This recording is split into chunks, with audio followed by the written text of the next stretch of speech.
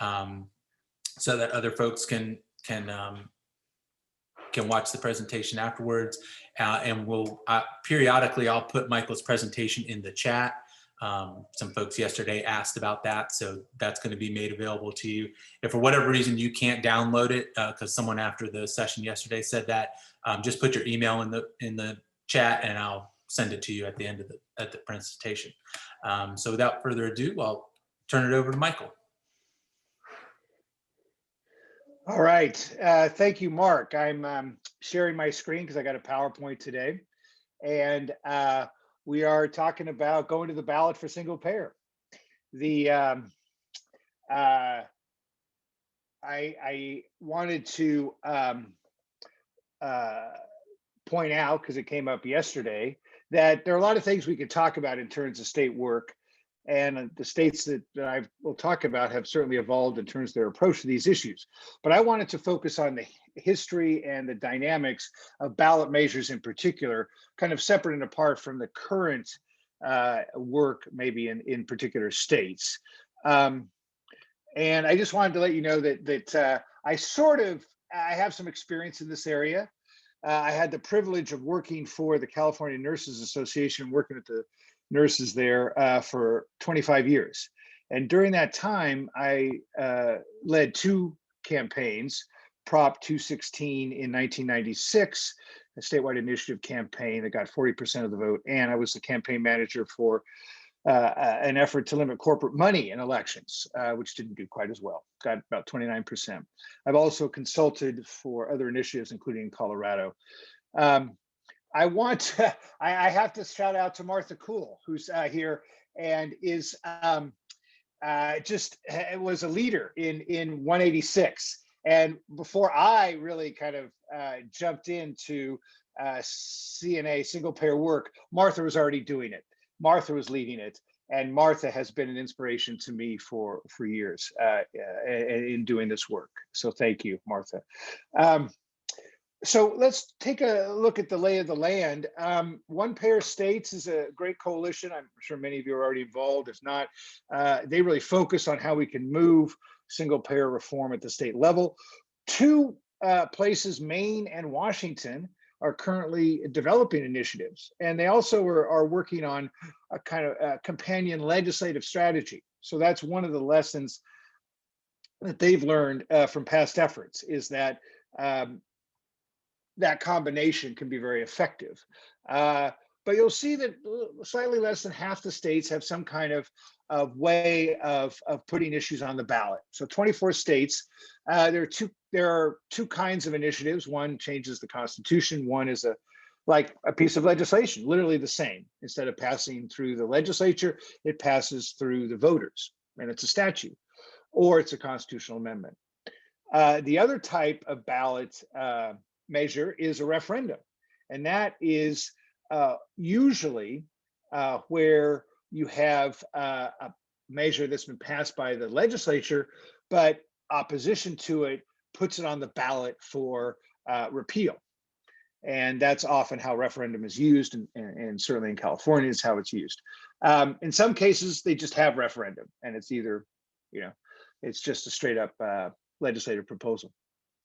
So you can see that signatures are, of course, the way that things get on the ballot. It's also, in most cases, I don't want to say all, but it might very well be all, state legislators can put initiatives on the ballot as well, and constitutional amendments.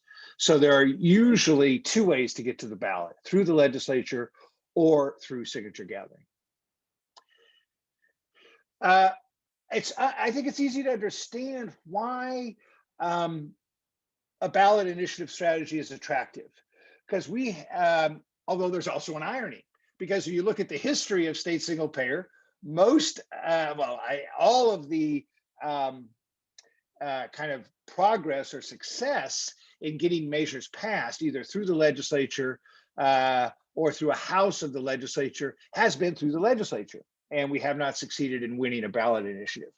But at the same time, the frustrations of that process and the limitations of that process, the corruptions and compromises, have made it very difficult, except in the case of Vermont, which passed it and had the governor's signature, We haven't been able to achieve that level of success anywhere else. And it has everything to do with how this healthcare industry, like other special interests, dominates the legislative process.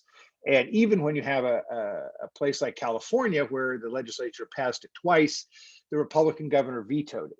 And so we came to the conclusion that if you're going to pass it to the legislature, you need a Democratic governor's support. Because Dems will vote for it as long as there's a Republican governor to veto it. That's what it looked like. But of course, the other reality is that an initiative empowers those most effective to make the policy choice. And given the high levels of popular support that single payer enjoys, a majority of independents, a plurality of Republicans, or mostly working class, huge majorities of Democrats, somewhere, depending on the state, between 60 and 80%, you would say, yeah, if it's just a matter of expression of the popular will, which you can do is through an initiative, we're going to win. And it's true that most of in fact, virtually all the initiatives have started with the majority of popular support. They don't end that way, unfortunately. And of course, you also can, through the initiative process, have really maximum control over the campaign, over policy and message. And we can get media attention. We can increase supporters. We can raise visibility. These, even in losing initiative campaigns, advocates will talk about the value of having gone through it. And particularly point 4 is often cited as why it was still useful to do, even though we didn't win. And so these kinds of things are both kind of the positives of an initiative campaign, why we do it, and what might be a positive result despite defeat. But the defeats are overwhelming. The defeats are pretty significant. These are 3 representative ballot measures in California, Oregon, and Colorado over the last, I guess it's 26 years. And starting in California, which did the best in 1994, the proposition lost and got 27%, which is the most a single payer initiative has gotten in this set. It was put on the ballot through signatures. And you'll notice that it spent a modest amount of money, and particularly $900,000 on ads. For those who know California, even in 1994, was completely inadequate to really make a difference. And it is true, though, that Prop 186 initially had basically majority support, but that was eroded, of course. And a great deal of emphasis was placed on the tactic of house parties.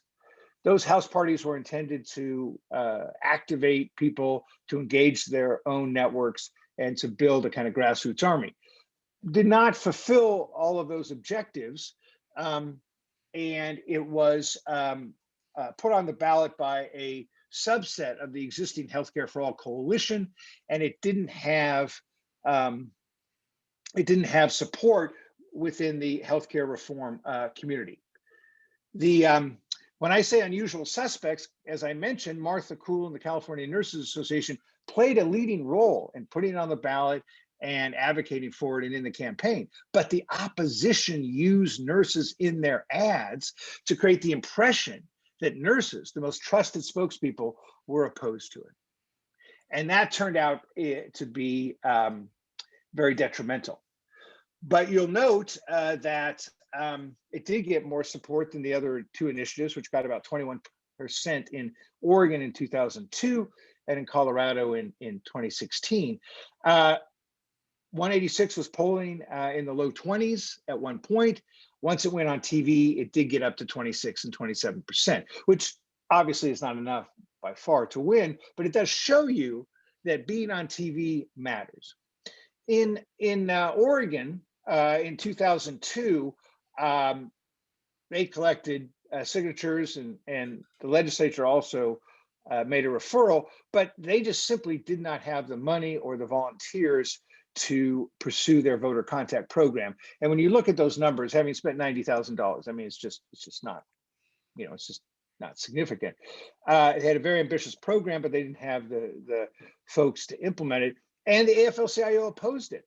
They had they had a difference of approach to financing the initiative during drafting. And the advocates went with their approach, and it was an approach that the unions opposed, and they lost union support. That's simply fatal. And so I think the results reflect that. Interestingly, in 2018, they tried to put a temporary fee on insurers, which did better, about 38%. In Colorado, I did a little work on this campaign for universal health care, and it lost again 21%. Like 1994, the electoral context for that initiative doomed it. In 1994, of course, Hillary Care had gone down in flames. That set a very bad context for California. And in Colorado, Hillary Clinton was on the ballot and opposed the initiative, and her campaign had ginned up support, illegitimate opposition, I should say, from NARAL, claiming it was going to limit access to abortions. And so that was the unusual suspect used against the initiative there. Whoa, a liberal group is opposed to a liberal initiative. That split is very detrimental. And again, a wholly inadequate budget. I work with the Colorado folks. They believe that once they got on the ballot, they would be able to raise a lot more money. That did not happen. And so they spent their money to qualify the initiative and really didn't have much to carry out the campaign, though their canvassing program was exceptional. So here's some things I want to talk about in light of those campaigns and my own experience. Do's and don'ts, what to avoid, the opposition arguments that we need to prepare for, and what we can do as lessons from these campaigns. And the opposition arguments, at the end of the slideshow, I go through some possible responses to those arguments. So if we have time, we can do that before Q&A. So failures, what to avoid. As you can imagine from my previous comments, I don't think it's a good idea to spend all your resources just to qualify.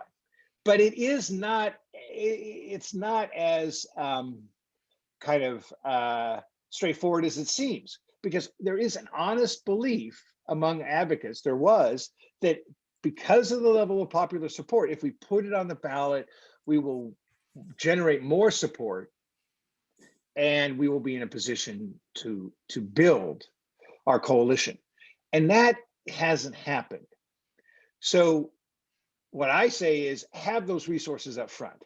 Don't start a campaign till you have $5 million in the bank. And if you don't have, in California, you need to add a zero to that. That's probably a $50 million minimum in California. Which is not to say you can't win with less money, but it's very unlikely to prevail, because in all of these campaigns, we look back, I didn't put what the opposition spent, but they basically spent 5 to 10 times what the proponents spent, and they were just going to spend as much as they had to win. And since the proponents didn't have enough to match them, or not even match, but to remain competitive, the opposition spending, is just whatever it takes. And because we haven't had that much to spend on our side, it hasn't taken that much to defeat them. Another problem that was identified in Oregon, but it's generally, I think, an issue, is you don't want a small group drafting the initiative, because that limits your support base and can end up with situations where a key group, say unions, are negatively affected and haven't been involved in the process. Lack of adequate money and campaign workers will doom the campaign. It's simple as that. And we're very unlikely, I won't say at all, but we're very unlikely to be able to overcome that after we start. So that's why I say bank the money and avoid opposition from natural allies. When the AFL-CIO, when NARAL opposes the initiative, or if your healthcare reform coalition is not united, or maybe you have two coalitions and one's for it, one's against it, these splits can be fatal. And a unified opposition will beat a split proponent, and that's and we have seen that. The bad ballot title and summary or a long and complex initiative can also be fatal. So that Prop 186 was quite long, and it's inevitable that you can find something if you're the opposition and distort it, turn it into an argument against the initiative, a fatal flaw type of argument. So folks in Maine have come up with a one-page version, come up with a 12-page version. These kinds of approaches, I think, are in response to how longer ballot initiatives have been detrimental, right, to our cause. And also the other thing is in 1994, the opposition went to the Attorney General, who is responsible for the ballot title and summary, and got it changed in a very negative way. In Colorado, the title highlighted the $25 billion tax increase. And that's the thing that voters see when they're about to mark their ballot. What they see is the ballot title and summary. If that's bad, and in Colorado, it was truly bad. And in Oregon, it was pretty bad. In California, it wasn't as good as it should have been. In each case, that had a pretty detrimental effect. And so be prepared to fight over the ballot title and summary and write the ballot initiative in a way that generates a good one for us. We sometimes print a lot of material that doesn't reach a lot of people. That's a mistake. If we think we're going to just be able to pull it out at the last minute by doing 2 weeks of TV, we're not. If we don't bring in our allies, particularly our social justice allies up front and our union allies up front, and consolidate our natural base, if we wait to do that, it will be too late. And I would again emphasize that wishful thinking, the assumption that because we're right on policy, because we start with broad popular support, because we have a morally righteous demand, and even because we have maybe a strong base of hardcore supporters, that isn't sufficient. And we want to be hard-nosed about evaluating our actual situation. Here's some opposition arguments that were more or less successful. And as I say, at the end, we can go over these a little bit more, but these arguments are literally ones that have been used in these initiatives. So there's a lot to say about the ACA, but that's a new line. We face that in California. We face that in the Biden administration. Literally, people have called Medicare for All the repeal and replace version of the ACA from the left. And so we have to, I think, position ourselves as building on the ACA while acknowledging that its problems, because it's based in private insurance, have to be overcome, and in order for everyone to have healthcare. Obviously, they're going to hit both the government takeover of healthcare and unsustainable tax increases. The truth is, we've got to counter with the fact that it saves money. We got to hammer on the fact that single payer saves money. In Colorado, they use the jeopardizing abortion funding. The irony of that is pretty profound, given how the ACA has resulted in women having to buy private insurance even to get contraception, and that's only if their employer allows it. Somehow the ACA is better. I don't get it, but and there's a claim that we're going to take away existing benefits and coverage. But the truth is, since we're adding long-term care, eliminating all out-of-pocket expenses, including dental and vision, there's no plan that matches it. They might have everything but long-term care, but we are expanding benefits. They are more comprehensive, and the coverage is, of course, universal. One of the great things about single payer is that it actually does promote patient choice in a way that the current system doesn't. And the notion that the current system is based on competition, which of course is its own fallacy, and healthcare really shouldn't be a consumer good in the marketplace to begin with, and it makes no sense that it would be allocated in that way.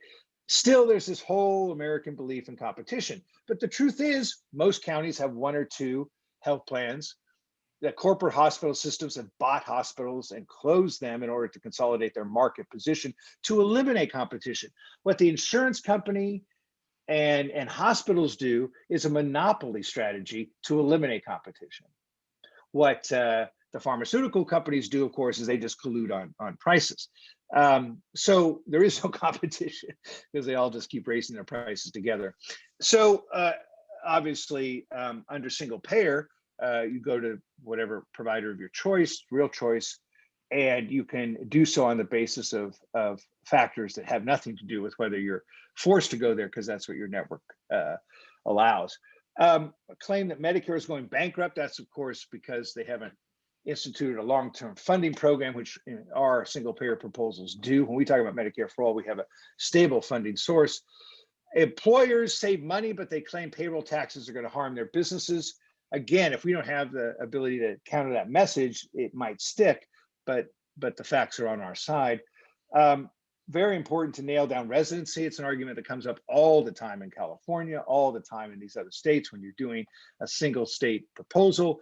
People are going to want to make sure that that the resident definition is reassuring.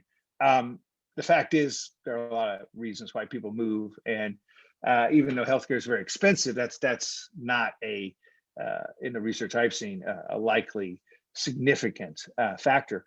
In general, there's this, the fatal flaw. It's too risky, it's too uncertain, it's unaffordable.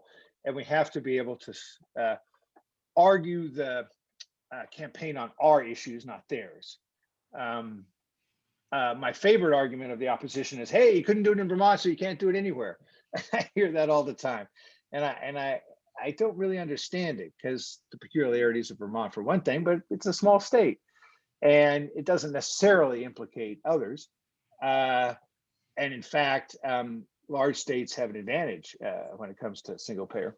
And I think it's an old 90s argument that, hey, you provide unlimited services, it's going to bankrupt the system. The truth is, people do not use too much healthcare.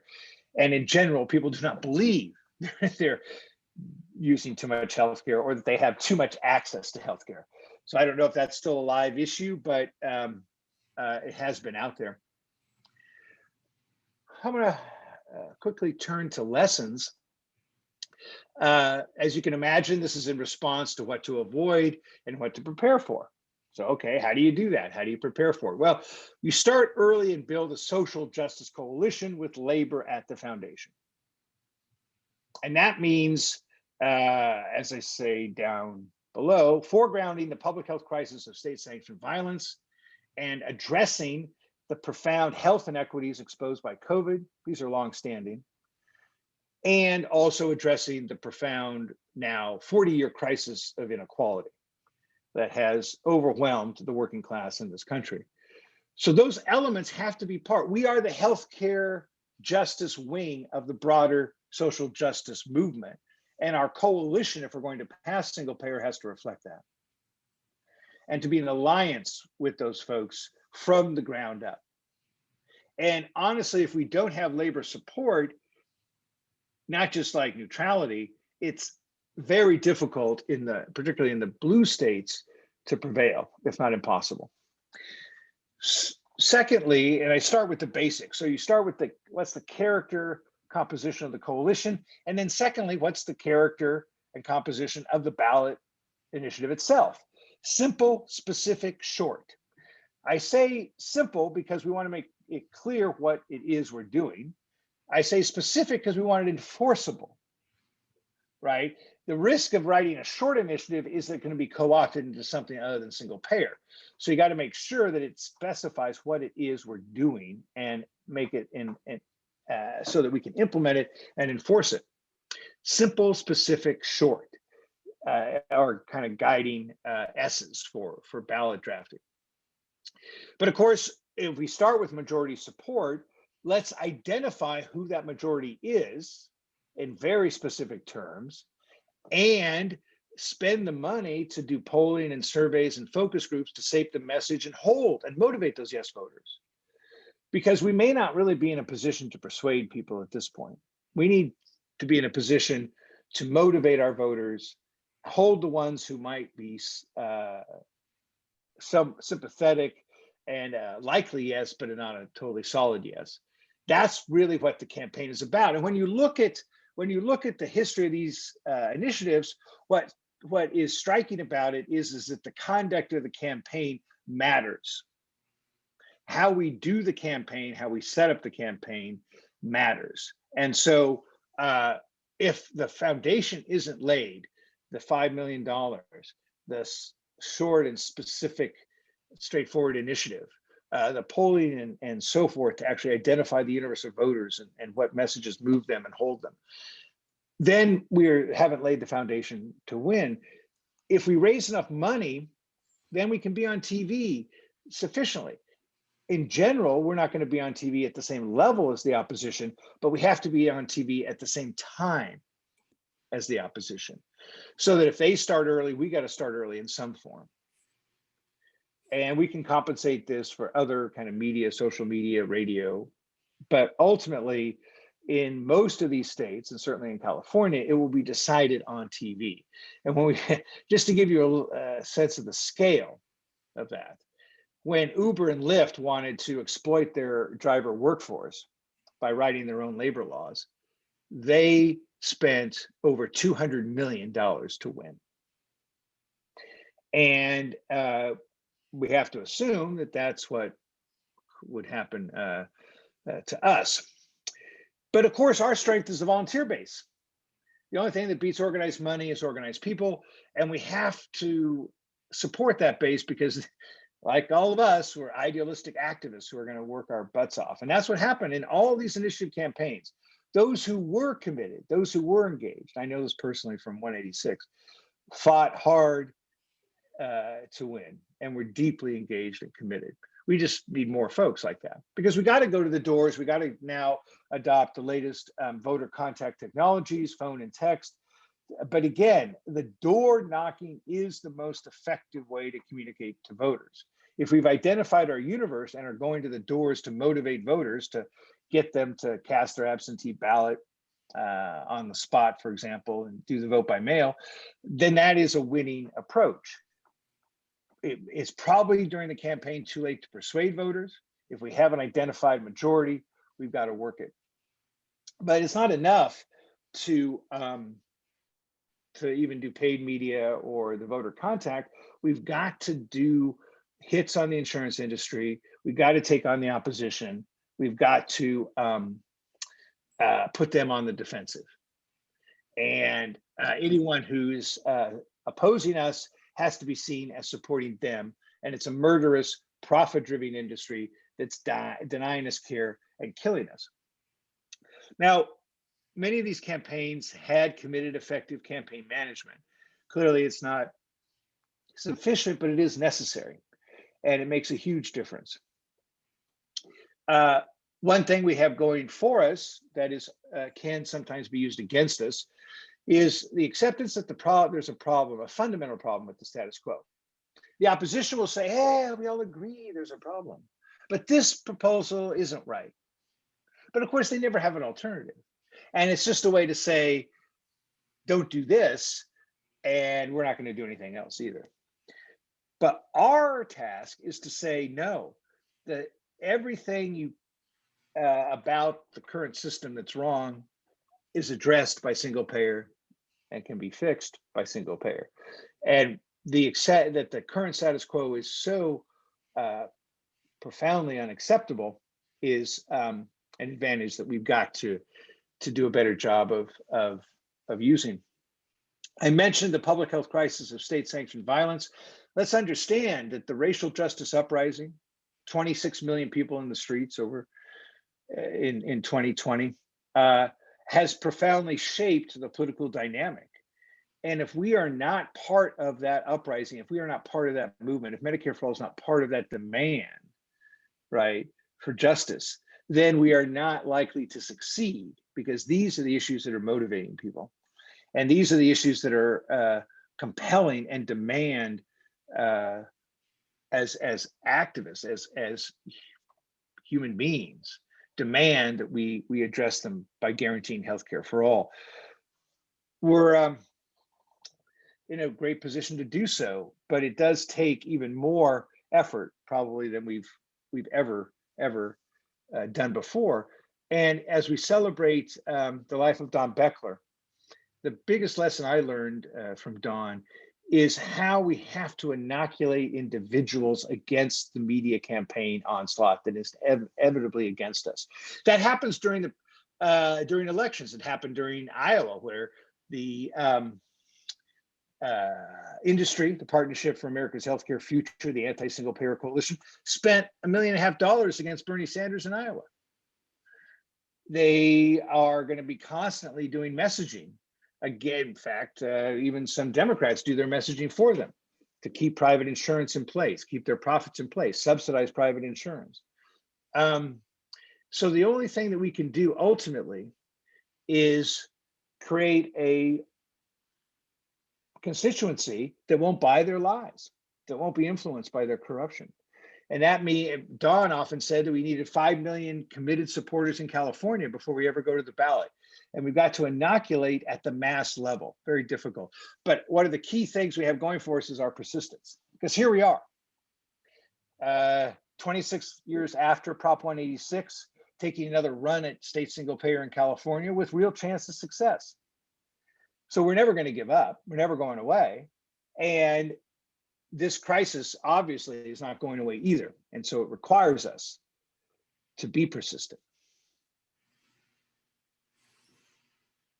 So if we want, I'll take just a quick run through of some of these responses to opposition arguments.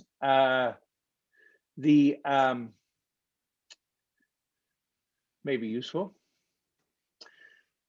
When I'm looking at the arguments around the ACA, I tend to favor, particularly because we're going to reach out to Black voters who have a real investment in the achievement of President Obama. And I think you can easily say that the Affordable Care Act established the principle of universal health care, didn't achieve the policy of it. And we're now in the context where the Democratic Party platform, for example, says healthcare is a human right.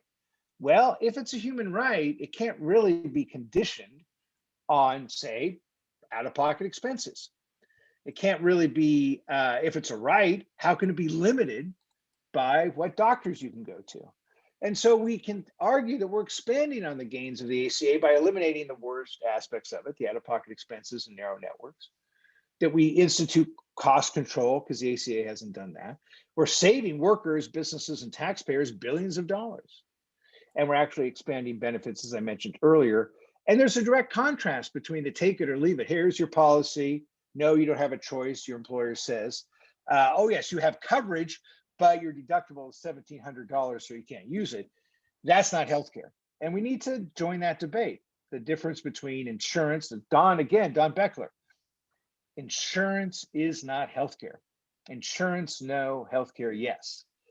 And so we are a movement to save lives by guaranteeing healthcare to everyone, not simply covering people with an insurance product that doesn't actually deliver care. Yes, they claim it's a government takeover of healthcare. And the reality is Medicare is a government program where doctors and nurses and other providers practice according to their clinical judgment. They don't have the pre-authorizations that private insurance has. And so we put doctors, nurses, and providers in charge. They decide what's medically necessary. It's not a matter of using too many services. It's a matter of what your doctor says you need. And insurance bureaucrats are out of the picture. They're not determining what care we get. These are compelling arguments. We have the argument of choice on our side. We choose our own doctor, other providers, and hospitals. That is increasingly rare. And the notion that a profit-driven industry that's closing hospitals, consolidates, as I said earlier, leaves tens of millions of plans they can't afford to use if they have one. The notion that that somehow provides choice and the competition is working is a fallacy. We've literally been told for 30 years, hey, healthcare should be a market, and it hasn't worked. Healthcare should be a matter of competition, and it turns instead into a monopoly-based industry where hospitals and insurers compete for the revenue dollar as pharma makes out like bandits, because none of them None of them are subject to price regulation. They can charge wherever they want. They do, and they collude. They have antitrust protection, and any further subsidies of them, like through the COBRA program proposed by President Biden, merely enhances their profits. Keep in mind that United Health, largest insurer in the country, during a pandemic, made around $15 billion in 2020. $15 billion. And ultimately, we have the value on our side of the universal health care creates community and solidarity since we take care of each other. And I know many of us thought we'd be able to do that during the pandemic, that we thought maybe the pandemic would really bring us together in a way. And instead, it has brought many of us together, but it has also riven the country along partisan divide. And other countries like Canada and the UK has not done well by COVID either, still have a sense of solidarity through their national healthcare system. And that sense of security and being taken care of is irreplaceable and completely elusive in America. Again, let's hit the savings. The Congressional Budget Office said National Medicare for All would save $650 billion. Even if you put long-term care in it, it saves $300 billion. Every study has shown that it costs less and provides more benefits. And yet somehow the president of the United States can go around saying, oh, we can't afford Medicare for all.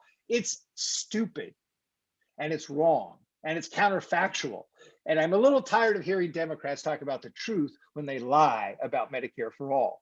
And the truth is that the taxes replace deductibles, co-payments, and other out-of-pocket expenses. 2/3 of the funding is already there, and the third that we need can actually be achieved through business and wealth, taxes on business and wealth, and we'll still spend less. And those businesses will still spend less to cover everybody. And so we need to get off the defensive on the cost issue and on the offensive to talk about savings, cost control. Medicare is going bankrupt because it's not going bankrupt, number one, but it has a projected funding shortfall because it just hasn't gotten a long-term funding source, which easily could be done, but they just refuse to do so they could use this as a political football. And that may be a bipartisan exercise. And it's also kind of the lost leader for private insurance, experimenting with various payment models, doing things, funding things like electronic health records that the private sector will then have to fund, subsidizing hospitals, particularly major medical centers, academic medical centers.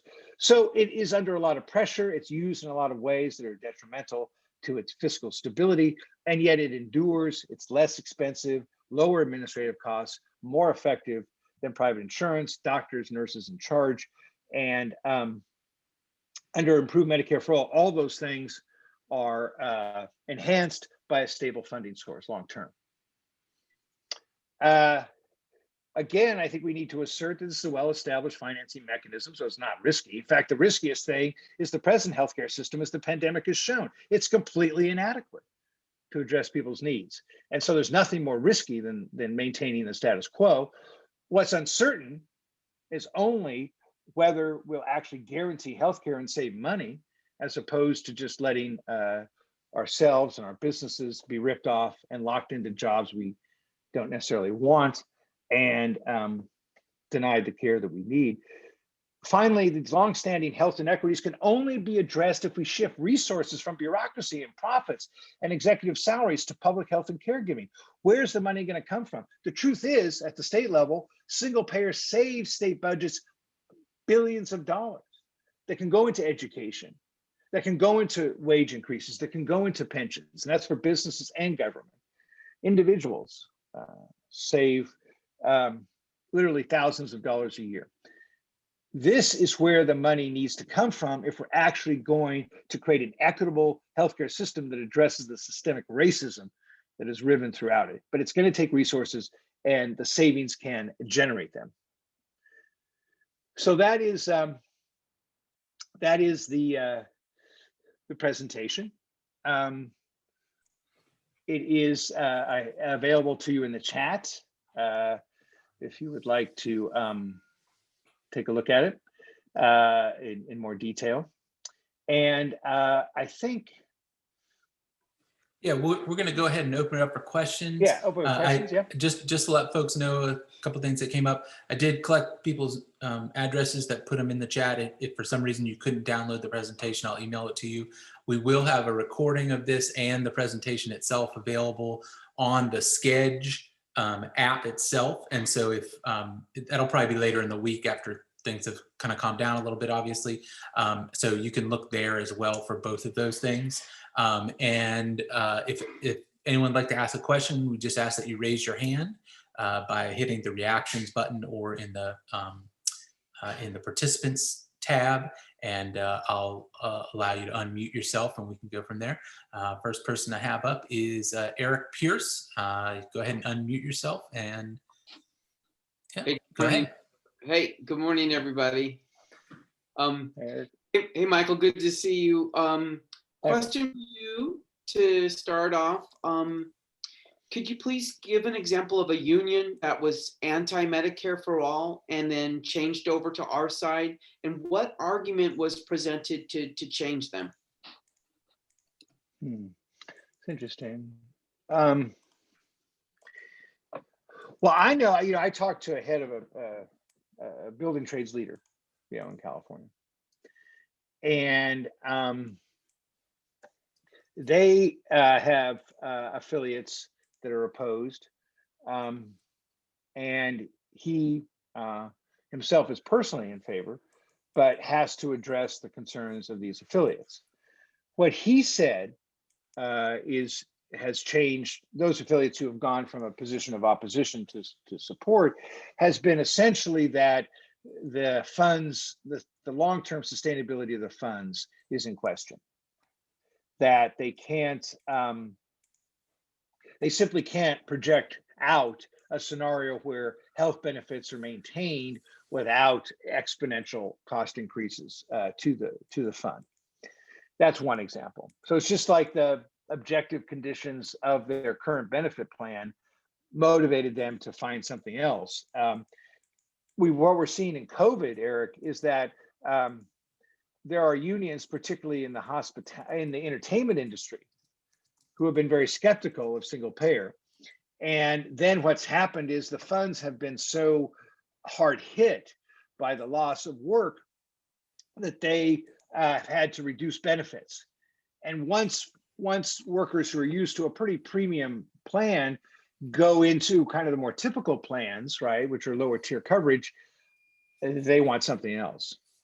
And that something else looks like single payer because it guarantees a level of benefit comparable to what they had before. So what I have found is that it has to directly affect the structure or the infrastructure of benefits, the fund, or it has to directly affect a large majority of members in a negative way. The third argument, and it didn't necessarily translate into union support for single payer, but we saw the dynamic at work during the Democratic presidential primary, where union members were told, hey, your benefits are great. If you support Medicare for all, you will jeopardize your health plan. And the members responded, hey, that's great for me, but what about my family? They don't have this health plan, my cousins, right? What about when I lose my job? Well, you're not going to lose your job. It's an expanding industry. And then COVID hit. So that's the third category, I think, is people who believe they got a good deal, but because they're deeply enmeshed in their own family, their own community, they know it's not sustainable because others don't have it. So I hope that's helpful. All right, next up we have Jen Nye. You can go ahead and unmute yourself, Jen. Thank you. Thank you, Michael. So I'm with Whole Washington, and we are doing an initiative. So I'd like to kind of go back to that and like our kind of just a little bit of our experience doing it. We've done it once. and we're doing it again. And I personally I can't say enough about it.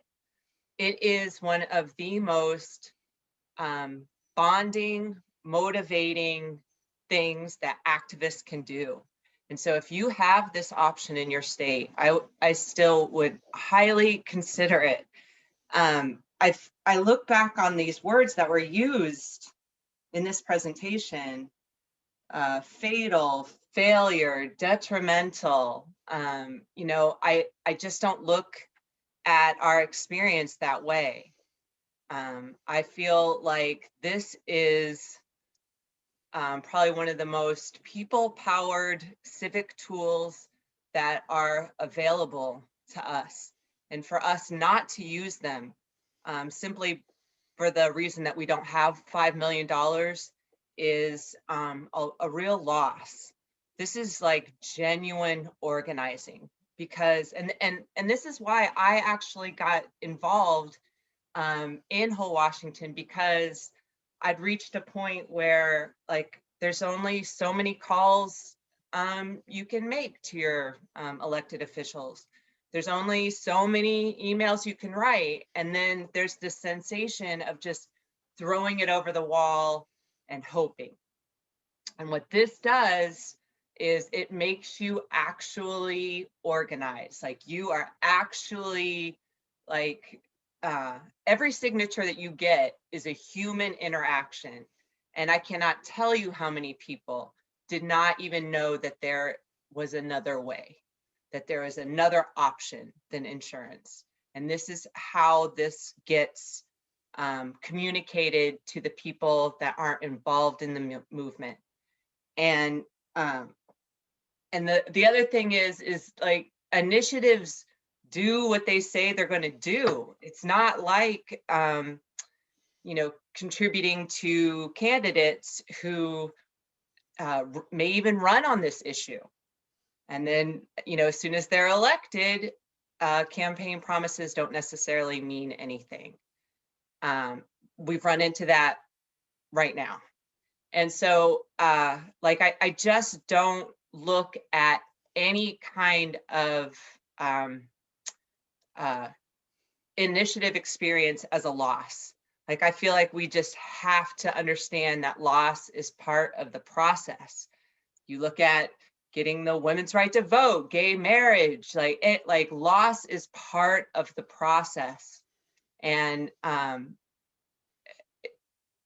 so I guess like when we're saying that we need 5 million to start, can you help us get that 5 million?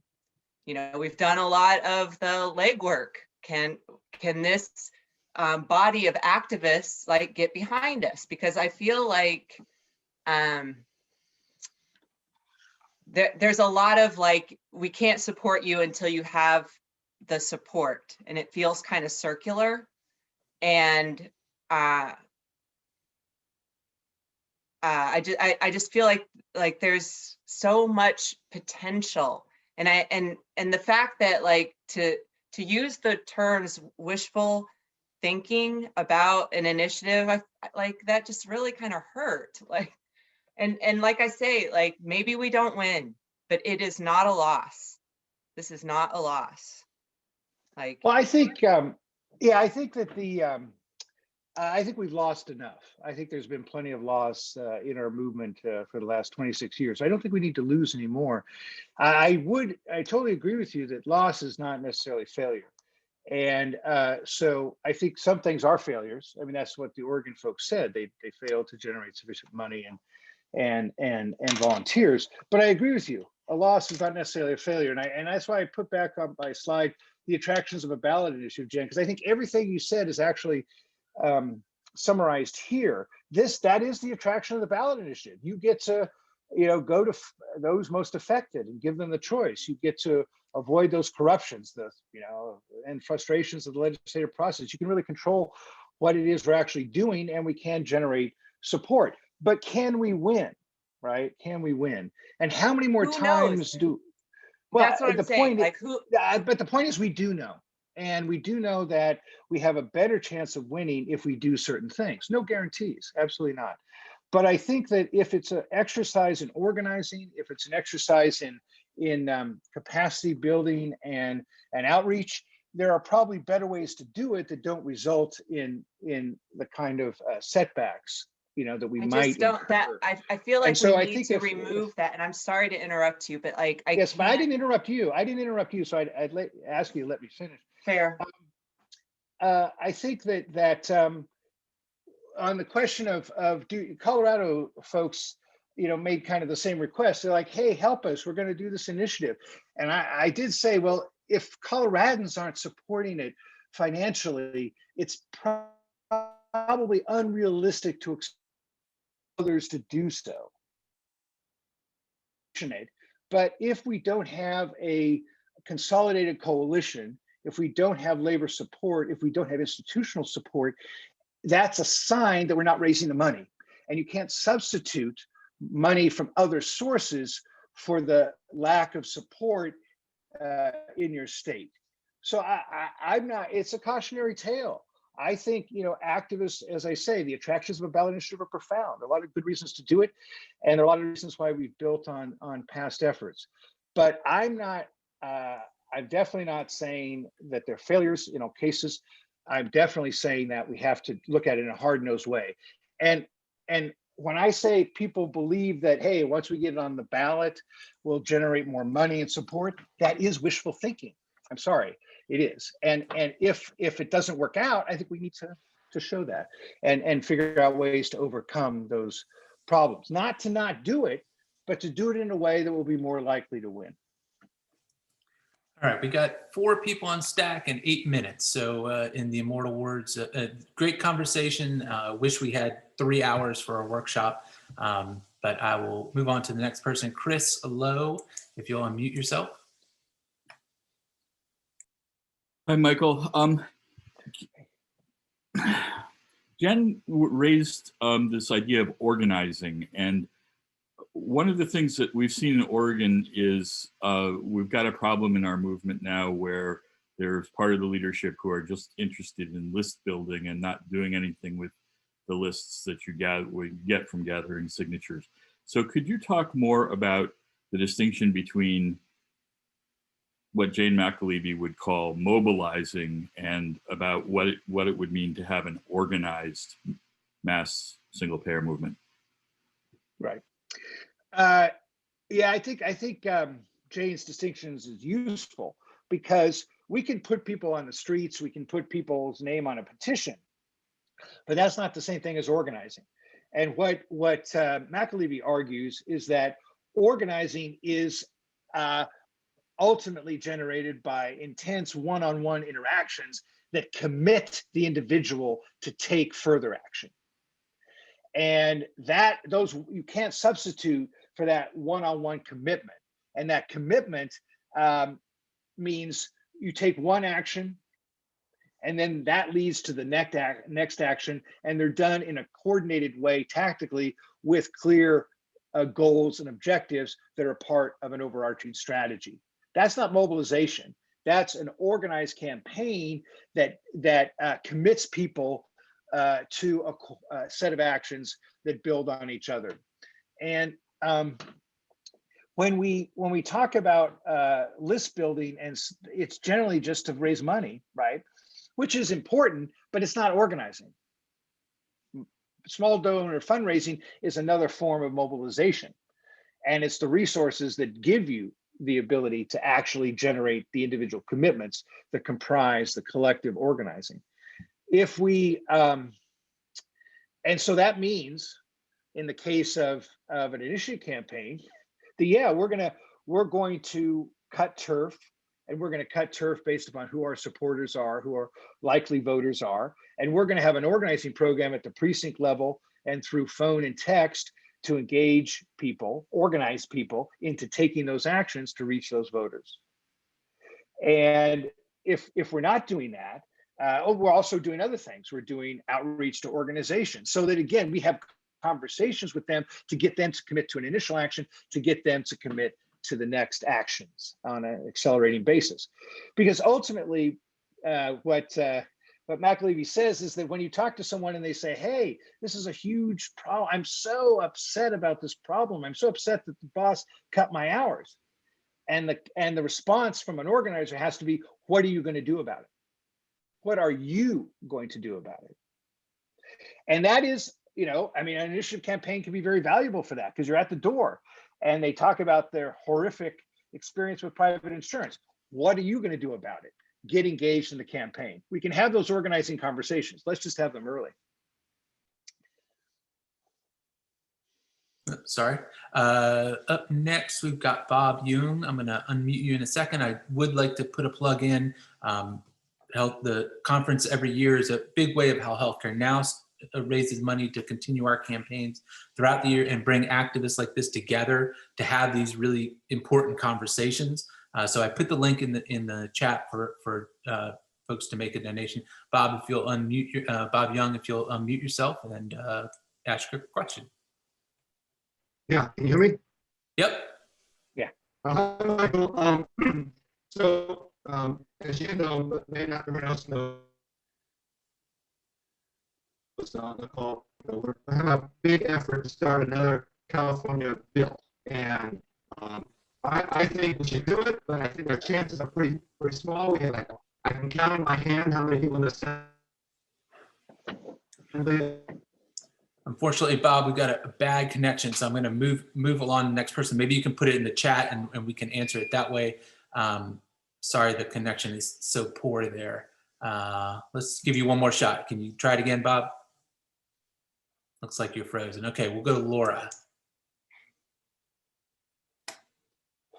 You can unmute yourself, Laura Yes. Fielding. Thank you. Hello, I'm Laura Fielding, the knitter of the, hi. Thank you for this conference, Michael. And I just wanted to say, I dropped a link in the chat, but I would love it if anyone wants to support our creative efforts. I've tried, since Catherine Lewandowski, who is now the chair of Whole Washington, first saw some of my posts in a Bernie 220 Facebook thing quite some time back, you know, in the fall of 2017.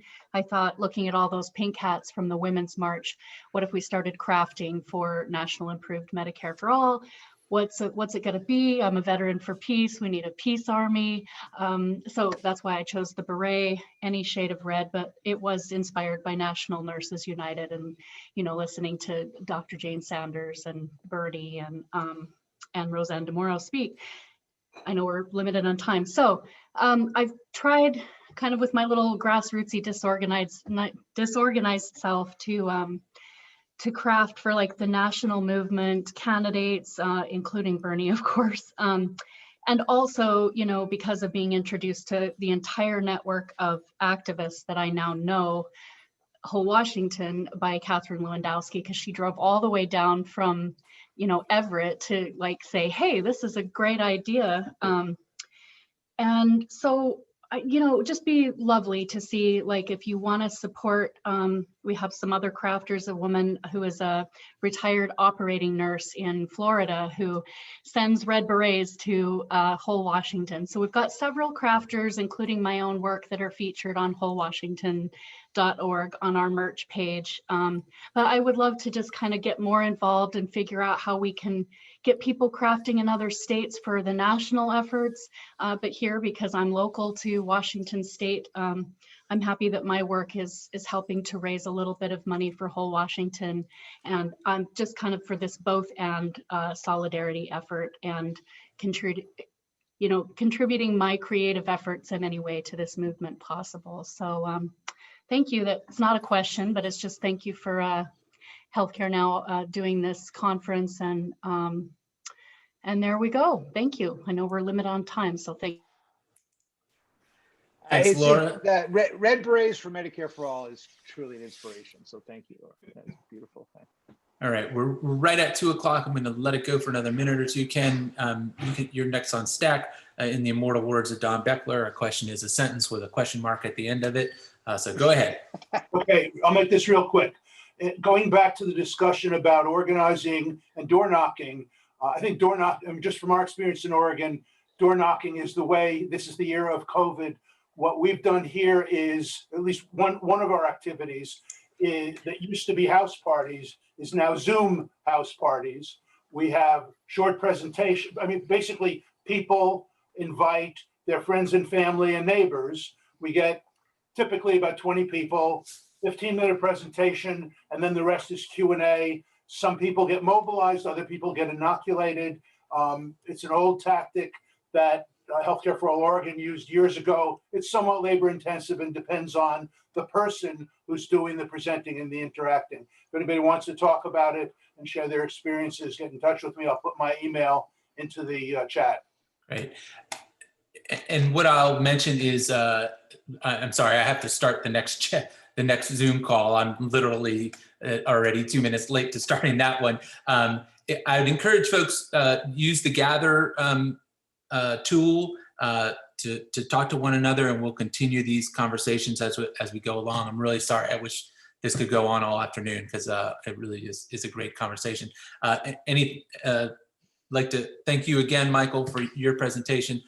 Let folks know that the presentation itself and the slides will be up on the Sketch app as soon as we can get it up there. And I'll email it out to those of you who put your emails in the chat, and we'll continue on. So thanks everyone for being here. Enjoy the next session. You've got about 15 minutes. I've got -2 to start my next one. So thank you so much for being here. Thanks a lot. Thanks.